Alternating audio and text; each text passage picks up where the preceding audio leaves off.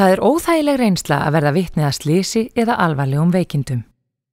En þá verra er að geta lítið sem ekkert gert til að hjálpa vegna kunnáttuleysis í skyndihjálp.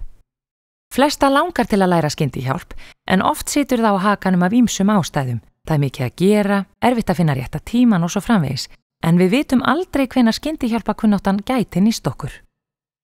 Rauði krossinn býður nú upp á prýðilega lausn, þannig að afsökunum fyrir því að kunna ekki grunnatriði skyndihjálp fer fækkandi.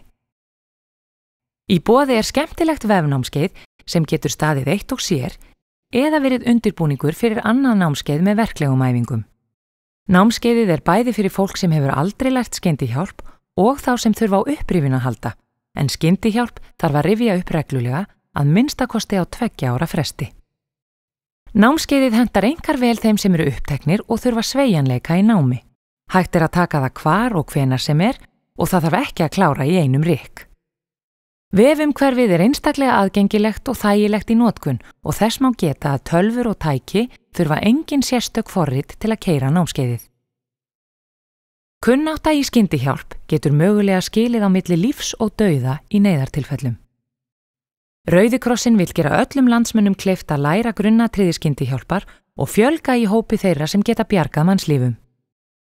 Því stendur þetta vefnámskeið öllum til boða án endurgjalds.